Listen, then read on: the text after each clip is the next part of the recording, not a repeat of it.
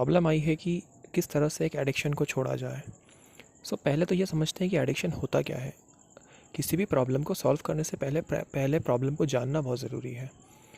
और जानने से मेरा मतलब ये नहीं है कि हम सरफेस लेवल पर जान लें। जानने का मतलब है थॉरोली उसके टेक्निकल पॉइंट ऑफ व्यू को भी समझना बहुत ज़रूरी है। समझते हैं एडिक्शन होता क्या है। एडिक्शन एक वो एक्टिविटी होती है जो आप अनकंट्रोल्ड वे में करते चले जा रहे हो, यानी जिस पे आपके कॉन्शियस माइंड का कोई कंट्रोल नहीं है। अगर मैं इसे अलग टर्म्स में प्रेजेंट करूँ तो मैं कह सकता हूँ कि वो करते वक्त आपका कॉन्शियस माइंड अलर्ट होता ही नहीं है, आप अपनी कॉन्शियस स्टेट में नहीं होते हो, and it becomes an obligation, it becomes a compulsion. वो करना आपके लिए ज़रूरी होता है। अब चाहे वो फ्रूटफुल हो या ना हो, आप उसे करते रहते हो। एक एडिक्शन नहीं है, बहुत सारे एडिक्शंस हैं जिससे लोग सफ़र करते हैं हर दिन। अल्कोहल हो गया, ड्रग्स हो गया, सिगरेट हो गया, पॉर्न एडिक्शन, मास्टरबेशन, बहुत सारे हैं। देखो, वैसे अगर डेप्थ में देखा जाए तो हर एडिक्शन को छोड़ने का एक पर्टिकुलर तरीका होता है, लेकिन अगर इन जनरल सेंस देखें तो कुछ ऐसी कॉमन चीज़ें हैं जो आप हर एडिक्शन में अप्लाई कर सकते हैं। पहले तो समझना है कि वो होता कैसे है। आप खुद का सेल्फ एनालिसिस करो, इसको बोलते हैं प्रॉब्लम एनालिसिस। आपने प्रॉब्लम नोट डाउन की कि मुझे एडिक्शन है, पर इतने से काम नहीं चलेगा। आपको एक पेपर पर बैठकर उसको ध्यान से सिस्टमेटिकली, या आप कह सकते हो ब्लॉक डायग्राम्स के थ्रू, जैसे भी आप जितने अच्छे से आपके माइंड तक वो बात जा सकती है ना, आप उसको लिखो। ज़रूरी नहीं है कि वो पेपर आप किसी को दिखाओ, वो आप अपने लिए कर रहे हो। आपको उस प्रॉब्लम को नोट डाउन करना है और उसके बाद बेसिक सवाल से शुरुआत करनी है कि मुझे एडिक्शन कब से है। लेट्स से कि आपको 1 साल से है या उससे ज़्यादा समय से अगर वो एडिक्शन है, तो आपको प्रॉपरली नोट डाउन करना है। अब डेप्थ में सोचो कि मुझे एडिक्शन हुआ कैसे।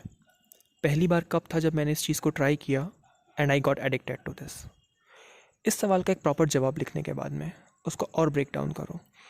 थोड़ा सा दिमाग पर जोर लगा के इमेजिन करो, जब मैंने फर्स्ट टाइम इसे किया था तब मेरी मेंटल स्टेट क्या थी। क्या मैंने इसे किसी प्रॉब्लम्स को एस्केप करने के लिए किया था, मैंने इसे हैप्पीनेस के लिए किया था, या मैंने इसे किसी पीयर प्रेशर में किया था। क्या ये मेरे विल के अकॉर्डिंग था या ये मुझ पे फोर्स किया गया था। नाउ उसको करने के बाद फर्स्ट टाइम मुझे क्या फ़ील हुआ, मेरे थॉट्स क्या थे, मेरा रिएक्शन क्या था। अब दोस्तों, आप यहाँ सोच रहे होंगे कि इस जवाब का क्या मतलब बनता है। अभी आपको समझ नहीं आएगा। जैसे जैसे हम इस सीक्वेंस में आगे बढ़ेंगे, जब आप और सवाल करेंगे, तब आपको समझ में आएगा कि इन बुनियादी सवालों का महत्व क्या है। अब आपको आगे थोड़ा सा बढ़ना है कि उस लेवल से अभी तक, जब तक मैं एडिक्शन कर रहा हूँ, मेरी सेंसिटिविटी कैसी है। मैं आपको ध्यान से समझाता हूँ सेंसिटिविटी का मतलब क्या होता है। मतलब ये कि जब आप पहले किसी चीज़ को करते हैं तो एक थोड़ा सा डोज आपके लिए सफिशिएंट होता है वो डोपामाइन रश करने के लिए, यानी आपको सेटिस्फाई फील करवाने के लिए। वो एक टाइम बिंग प्लेजर आपको देता है। लेकिन over the period of time जब आप करते चले जाते हैं तो उतना ही अमाउंट ऑफ डोज सफिशिएंट नहीं होता है। आपको कॉन्स्टेंटली अपना डोज इंक्रीज़ करना पड़ता है, यानी अब आपकी सेंसिटिविटी कम होती चली जा रही है। एक टाइम पर आपको इतना पीक लेवल का डोज लेना पड़ेगा कि वो आपकी फिजिकल हेल्थ को अफेक्ट करने लगेगा। अब वेन आई से एडिक्शन, तो मैं बार बार इस वर्ड को यूज़ करूँगा, आप अपने एडिक्शन को इमेजिन कर लेना। जनरली सभी सेम होते हैं, और वैसे भी इस वीडियो में हम उसके जनरल पॉइंट ऑफ व्यू से बात कर रहे हैं, ठीक है। स्पेसिफिक किसी के बारे में बात अभी नहीं करेंगे, वो हम आगे आने वाली सीरीज़ में करेंगे। नाउ ये नोट डाउन करने के बाद आपको आगे ये समझना है कि जब से मैंने इसे पहली बार किया, तब से लेकर अभी तक मैंने अचीव क्या किया है। हो सकता है आपने कुछ अचीव कर लिया हो। Don't be judgemental. आप पहले से कोई प्री कंसीव नोशन लेके मत चलो कि इट्स बैड और ये बहुत घटिया है। नहीं नहीं, आपको उसको न्यूट्रल पॉइंट ऑफ व्यू से देखना है। कभी भी ये मत सोचना है कि मैं इसको हराने वाला हूँ या इस बुरी चीज़ को छोड़ूंगा। बुरा तो कहो ही मत। अभी सिर्फ न्यूट्रल पॉइंट ऑफ व्यू से देखो कि यार इसने मुझे अभी तक दिया क्या है, और उसको नोट डाउन करो। और ये भी नोट डाउन करो कि इसने मुझसे क्या लिया है, मैंने इससे करने के लिए अपना क्या क्या खोया है। और अब थोड़ी देर बाद एक अलग ब्लॉग बनाओ और उसमें लिखो कि मैं अगर इसे नहीं करता तो आज मेरी लाइफ क्या होती, और करने के बाद आज मैं कहाँ पर हूँ। और वो जो डिफरेंस होगा ना, वो कहलाएगा कि आपने क्या मिस किया है, इसने आपसे क्या ले लिया है। ये स्टेप कंप्लीट होने के बाद आपको थोड़ा सा डिटेल में लिखना है कि असल में मेरे लाइफ में गोल्स क्या थे। आप हैं में अभी मत लिखना, आप थे में लिखना। कब थे? जब इस एडिक्शन को आपने स्टार्ट किया, उसके पहले से आपके गोल्स क्या थे। और over the period of time मैंने कितने परसेंट गोल अचीव किए हैं। और अगर अचीव इन केस नहीं कर पाया तो उस सब के बीच में कहाँ कहाँ पे इस मेरे एडिक्शन ने एक रोल प्ले किया है, मुझे हिंड्रेंस किया है उस गोल को अचीव करने में, ये कैसे मेरा ऑब्स्टेकल बना है। ये लिख लेने के बाद मुझे लगता है कि आपको मैक्सिमम सवालों के जवाब मिल चुके होंगे। लेकिन इस पेज को और ये जितना भी आप रिपोर्ट बना रहे हो उसको अभी आपको नहीं पढ़ना है, आपको खुद को थोड़ा सा टाइम देना है। आगे चलने के बाद अब आपको एक वर्ड खुद से लिखना है कि what is the stimulus. Stimulus मतलब वो क्या सर्कमस्टेंसेस होते हैं या वो कैसी सिचुएशन होती है जब मेरे अंदर ये चीज़ें ट्रिगर करती हैं, यानी वो क्या थॉट्स होते हैं। लेट्स से कि अगर आपको अल्कोहल का एडिक्शन है तो अगर आप किसी एक पर्टिकुलर फ्रेंड से मिलते हो और वो आपको लेके जाता है और वहाँ पे आपका ट्रिगर होता है, वहाँ पे आप पीना शुरू कर देते हो। सिगरेट का एडिक्शन अगर होता है, स्मोकिंग का, तो ये हो सकता है किसी एक इवेंट में, लेट्स से कि एक आपकी क्लास चल रही है या आप ऑफिस में काम कर रहे हो, इस घंटे में इस लेक्चर इस चीज़ के कंप्लीट होने के बाद में आपका एडिक्शन का मन होता है, आप जाकर उसको ट्राई करते हो। या फिर आप लेट्स से आप मैस्टरबेशन के एडिक्शन में हो, तो कब होता है, ये दिन में है, रात में है, किसी पर्टिकुलर मूवी को देखने के बाद हो रहा है, सारी चीज़ें आपको नोट डाउन करनी है। और वो क्या क्या फिज़िकल फैक्टर्स हैं जो इसके लिए रिस्पॉन्सिबल हैं, वो दोस्त, वो ऑफिस, वो काम, या वो मोबाइल गैजेट, बहुत सारी चीज़ें हो सकती हैं, उन सब का एक लिस्ट बनानी है। और फिर आपको साइकिल बनानी है कि एक बार जब मेरे अंदर वो पहला थॉट आता है दिन में, कभी भी जब मुझे वो ट्रिगर होता है, उससे लेके आखिरी तक क्या क्या सिचुएशंस होती हैं। लेट्स से कि पहले आपके मन में थॉट आया, फिर आप गए, फिर आपने उसको इम्प्लीमेंट किया, फिर आपने सोचा होगा कि नहीं यार अभी थोड़ा सा करता हूँ उसके बाद तो मैं छोड़ दूँगा। बट जब आप उसको कंप्लीट करके उठते हैं, आप किसी और मेंटल स्टेट में होते हैं। एट दी एंड आप जब देखते हैं तो पता चलता है कि पूरे दिन में आज कुछ काम नहीं किया। ये एक बहुत ज़रूरी स्टेप है दोस्तों।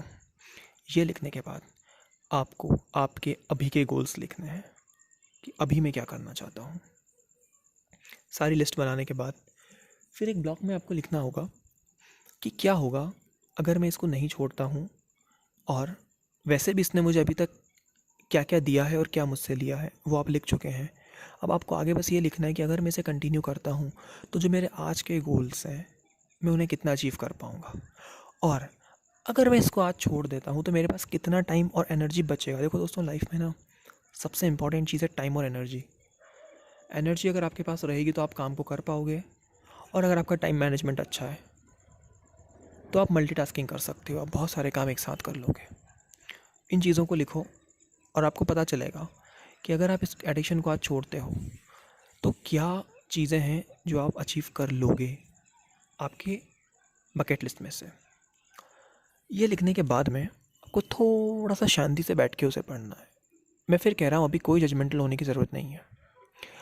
उसको पढ़ने के बाद अगर आपको लगता है कि इसने मुझे नेगेटिवली इम्पैक्ट किया है तो डिसाइड करना है उसे छोड़ने का, और फिर एक पेज में, अलग पेज में लिखना है कि yes I want to quit it. और अगर अब भी आपको लगता है कि नहीं नहीं यार इसने मुझे इतना नेगेटिवली इम्पैक्ट नहीं किया है, सो आई थिंक इस डिस्कशन का कोई मतलब नहीं बनता है, राइट।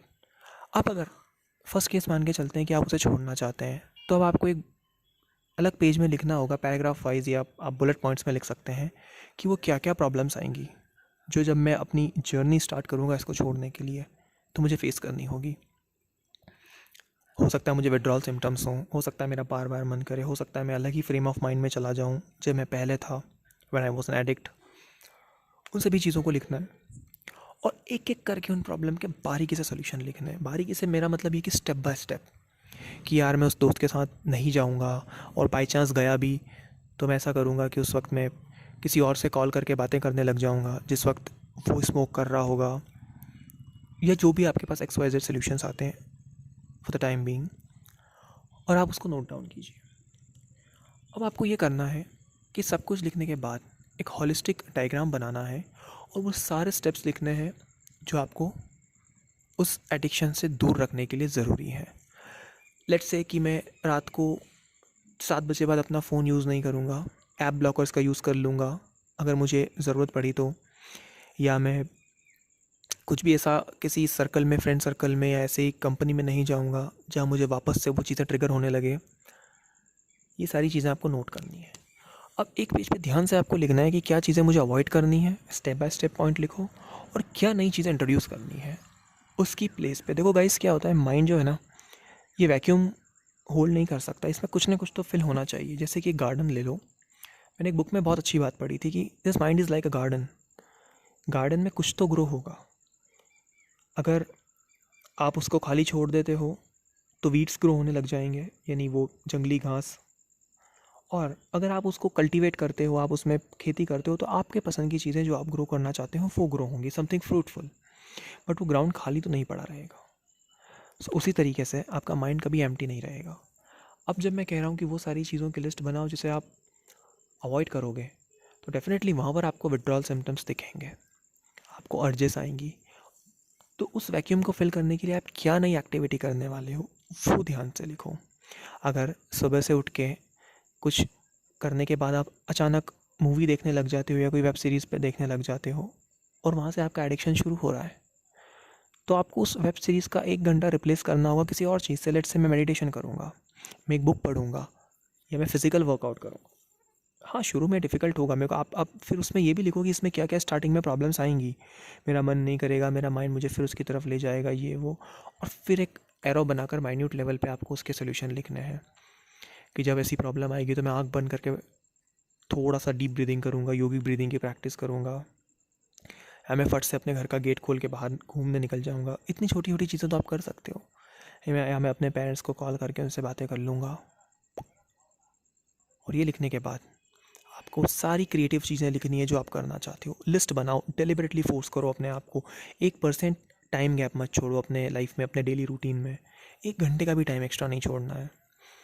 आप कितनी चीज़ें कर सकते हो, आप योगा करना सीख सकते हो, मेडिटेशन में इन्वॉल्व हो सकते हो, या आप राइटिंग कर सकते हो, ब्लॉगिंग कर सकते हो, यूट्यूबिंग कर सकते हो। There are so many things you can do. किसी नए कोर्स को सीख लो, स्किल डेवलपमेंट पे काम कर लो। आपको इसमें खुद को एंगेज रखना है। और ये चीज़ ज़्यादा दिन तक करने की ज़रूरत नहीं है, सिर्फ 2 दिन तक करके देखो। और तीसरे दिन जब अगले उठो मॉर्निंग में, तो अपने आप को थैंक्स बोलो सक्सेसफुली इसको करने के लिए। एक रिवॉर्ड दो। अब वो रिवॉर्ड क्या है, वो कुछ भी छोटा सा हो सकता है कि चलो आज मैं अपनी फेवरेट डिश खाऊंगा, या मैं आज अपनी फेवरेट मूवी देख लेता हूँ। कुछ भी कर सकते हो, या कहीं घूमने निकल जाता हूँ। छोटा सा reward will pay you a lot, क्योंकि हमारा माइंड रिवॉर्ड सिस्टम पे काम करता है। और अगर आप देखो, ध्यान से सुनो, लोहा ही लोहे को काटता है। हमें इस एडिक्शन को हराने के लिए उसको जवाब उसी की लैंग्वेज में देना होगा। समझो एडिक्शन में क्या होता है। पहले आपको ट्रिगर आता है, ट्रिगर आते ही आपका हल्का सा डोपामिन रश होता है। उसके बाद आप उस एक्शन को करते हो, एक्शन को करने लगते हो तो फिर से ज़्यादा लेवल ऑफ डोपामिन रश होता है। और ये माइंड नोटिस करता है, माइंड इस मेमोरी को स्टोर करता है, और उसको पता है कि दिस इज़ द रिवॉर्ड, ये रिवॉर्ड मुझे मिला है इस एक्शन को करने के लिए। तो डेफिनेटली अगली बार माइंड उस एक्शन को रिपीट करेगा।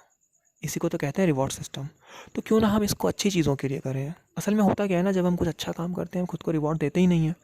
तो माइंड को क्या पता एक सबकॉन्शियस लेवल पे कि ये चीज़ अच्छी है, मुझे ये करना चाहिए। जब भी कुछ अच्छा करो, आज अगर किसी की मदद भी कर दी है ना, या चलो आज एक राउंड ग्राउंड पे दौड़ लगा के आ गए, रनिंग कर ली, तो अपने अपने आप को रिवॉर्ड दो उस चीज़ के लिए, ताकि माइंड को याद रहे कि यार ये करने के बाद मुझे एक रिवॉर्ड मिलता है, लेट्स डू दिस। ये करते करते अगर आपके 10 दिन 15 दिन हो रहे हैं, वेल एंड गुड। वैसे कहते हैं कि 21 दिन तक एडिक्शन छूट जाता है। वैसे मुझे लगता है कि एडिक्शन एक कांस्टेंट प्रैक्टिस होती है। मतलब इसको एडिक्शन को गिव अप करना इज़ अ कांस्टेंट प्रैक्टिस, और सही रास्ते पर चलना again is a constant practice. 1-2 दिन का खेल नहीं है, 21 दिन में कोई एडिक्शन छूटता नहीं है। और मैंने ऐसे भी लोगों को देखा है जिन्होंने 4-4 साल से अपने पुराने एडिक्शंस को छोड़ दिया था, लेकिन अचानक एक ट्रिगर आया और वो उसमें इन्वॉल्व हो गए। कहने का मतलब ये है कि you have to be conscious. अभी इतनी लिस्ट को करके देखो, and please do comment here कि आपको क्या क्या बेनिफिट्स मिले हैं इसके। अगर कुछ भी बेनिफिट मिलता है सो प्लीज़ कमेंट, और अगर कोई डाउट है आपका सो वो भी कमेंट करो। आगे हम और इस बारे में वीडियो बनाएंगे और डिस्कस करेंगे। We will fight it together.